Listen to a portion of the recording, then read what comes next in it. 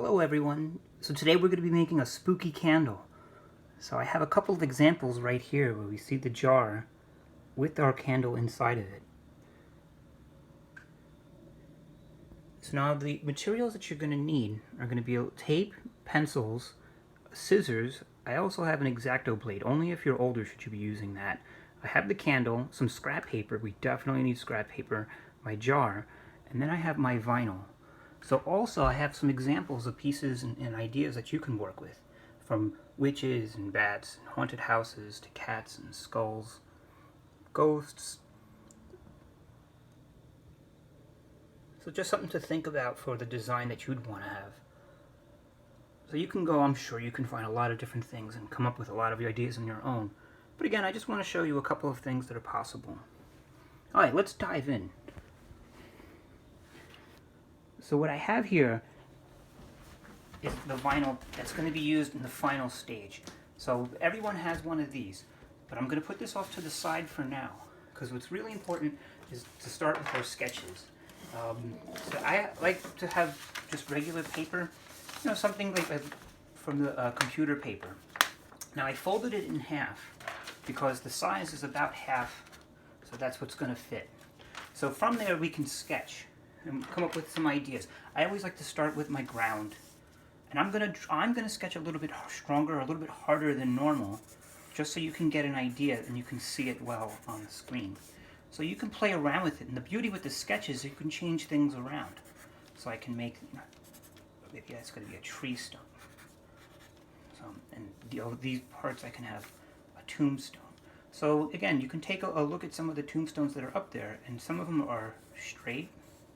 You can have something that's crooked,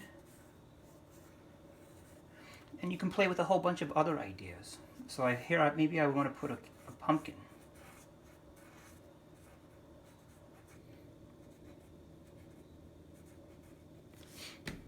And then I can add in as many other details as possible. I really recommend, the best thing to do is try and sketch as much as possible. Really take your time, develop ideas. Like if you want a haunted house, if you want to do all sorts of things. I wanted to make a moon, what I could do is I can take my little candle and I can trace it and I can create a crescent moon like that. So there's a lot of possibilities. I can even do the same thing with this. I can create a large pumpkin, so if I wanted one. Just trace that up.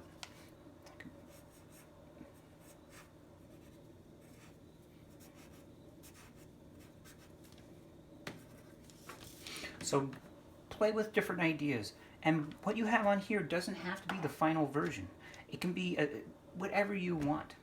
Again, you can go online, you could take a look at different books, you could take a look at a lot of different images to get inspiration and other ideas. So with this one, the next thing I would do is, if I were happy with this, if this is everything that I would want it to be, so maybe I would want some clouds in there.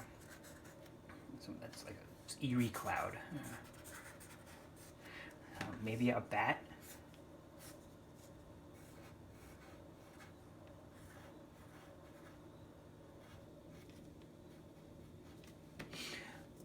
You figure it all out.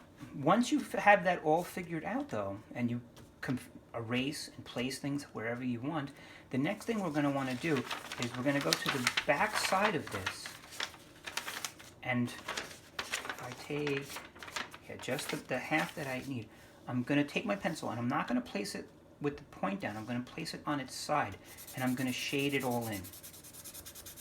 Once I shade the whole back, I can move on to the next step. So here I have an example of a piece that I already shaded. So here's my very, very minimal. I have a couple bats, I have my tombstones, and my ground. So I shaded the entire back, and then I took it and I taped it onto my black vinyl. So I used masking tape, and I took the tape and I put it onto my pants or my shirt first, so that way it's not super sticky. So once it's down like this, again, with all of the back shaded, I can take my pencil and I can trace over every part. Trace over everything again. So that way it's nice and dark. And then when you take this all, again, you're going to go through the whole bat. You're going to do the whole ground. You're going to do any trees, anything that you have there. And when I take this off, oh, I'm not sure if you'll be able to see it too well on the video, but I have it. It's the carbon from the pencil transferred over, and I have my images. So the next step would then be to take my vinyl and to cut them all out. So I'm going to show, what I did was I used my X-Acto blade. Again, if you don't have one, that's fine. You could just use scissors. If you're older, if you're a teen, you can use an X-Acto blade, or maybe you can ask your parents for help. And then I'm going to go over and I'm going to trace. I'm going to go over the entire line again, and I'm going to go on it nice and strong and make sure I cut the vinyl. So this one I already did, so that way when I take this off, I peel it off, and it comes off in one shot. If you do it this way, I can use the other part, the black sky, as one as well. Oh, my little tree thing. There we go. So when I take this off, I'm being very gentle and careful because I don't want to get it stuck on anything else. So once you take your ground, I can place it onto my jar. And if I mess up, I can start off by gently putting it down. If I'm not happy with it, I can peel it back up and then reposition it. So this one, yeah, I think it's going on a bit of an angle. So I think I would want to go very slowly, very gently, and try to re-angle it.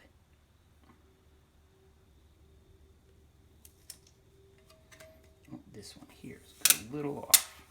So we can go like that and wrap it all the way around. If I want, I can even add more down here to cover it all up.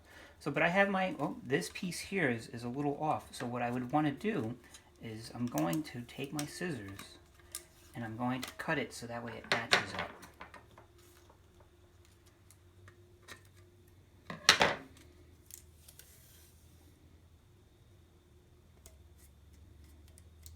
Something that I'm a lot happier with. Okay. Then I would take my bats, which I would cut out, and I can place them on wherever I want. So the beauty with having all of this extra is you could use this as an extra. If you have another jar, you can then take this off and place it onto the jar. Or if you want, an easier way to work with this is I have some scraps that are left over. I can take these scraps and I can cut out different objects and shapes, and I can use that to turn it into other objects. So here I have a haunted house that I put on here. So I'm going to try to very quickly cut that out. And I recommend, you guys take your time with everything that you're doing. There's no rush. But after you start cutting something, if you mess up, it's going to be a little bit more difficult to fix. It's not going to be impossible because this is basically attaching stickers. We can add as many as we want. And you can overlap.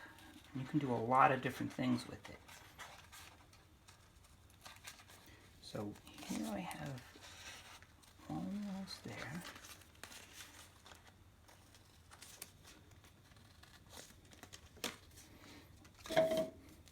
So I have a couple other little cuts that I gotta make.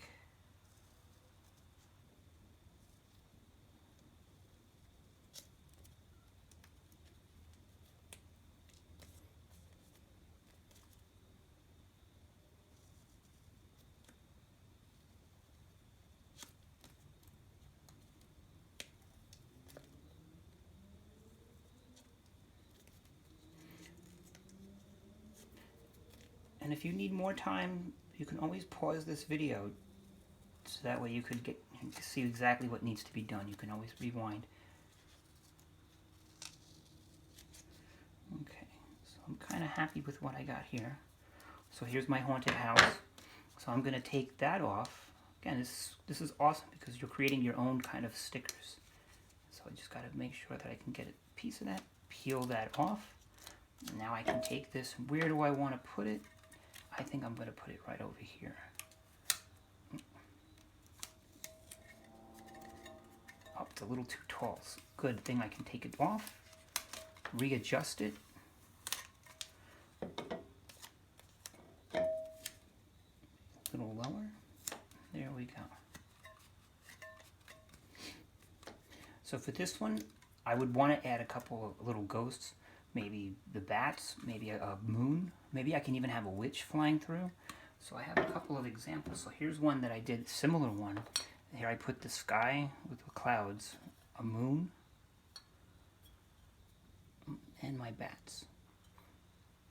If I want, I can even take this little piece here. You see how I'm deliberately going on the edge of my paper. And if I take this,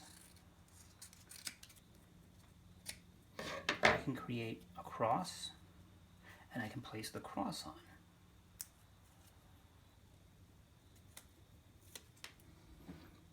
So again, the possibility is really up to you. You know, you use your creativity. Think about what would be your cool, spooky image. If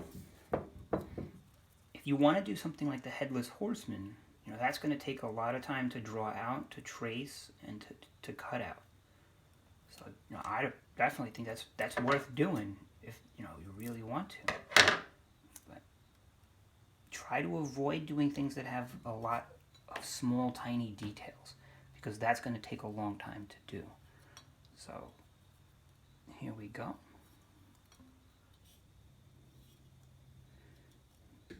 And the final step, once I'm finished with everything on it, open my jar, take my LED light, and only use LED lights because, you know, these don't get hot. And I can place that right in there and seal it up. So let's see how that looks. What do we think?